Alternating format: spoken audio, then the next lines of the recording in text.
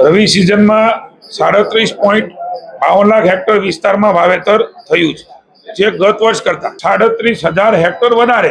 એક બાજુ ચર્ચા હતી રવિ સિઝનમાં ખેડૂત શું કરશે, પણ રાજ્ય સરકારના પ્રયાસો ખેડૂત બેઠો થયો, હિંમતથી આગળ વધ્યો અને રવિ સિઝનમાં એ વધારે કરી છે. અલગ અલગ વાવેતરો જે થયા છે, ટેકાના ભાવની જે ખરીદી છે એ કુલ 10.12 લાખ ખેડૂતો પૈકી 4.75 લાખ થી પણ વધારે ખેડૂતોને 10.50 લાખ મેટ્રિક ટન જથ્થાની કુલ રૂપિયા 7537 કરોડની, ફરી વખત કહું છું 7537 કરોડની ખરીદી એ થઈ ચૂકી છે, જે પૈકી 2.18 લાખ થી પણ વધુ લાભાર્થીઓ એટલે 2.25 લાખ ખેડૂતોને એના ખાતામાં 34.68 કરોડ રૂપિયા સીધા જ એમના ખાતામાં નરેન્દ્રભાઈ જે પ્રકારે ડાયરેક્ટ ખાતામાં જમા કરવાનો નિર્ણય કર્યો. વચેટિયાઓ કોઈ નહીં, કોઈ વ્યક્તિ સીધો હું તને અપાવીશ અને દલાલી કરે, એ ભૂતકાળની વિપક્ષની સરકારોમાં થતું હતું. નરેન્દ્રભાઈએ આ દેશની જનતા માટે જે ડાયરેક્ટ બેનિફિશિયર છે એના ખાતામાં ટ્રાન્સફર કરવાના નિર્ણયના કારણે આ શક્ય બન્યું છે. રાહત પેકેજ પણ અત્યાર સુધીમાં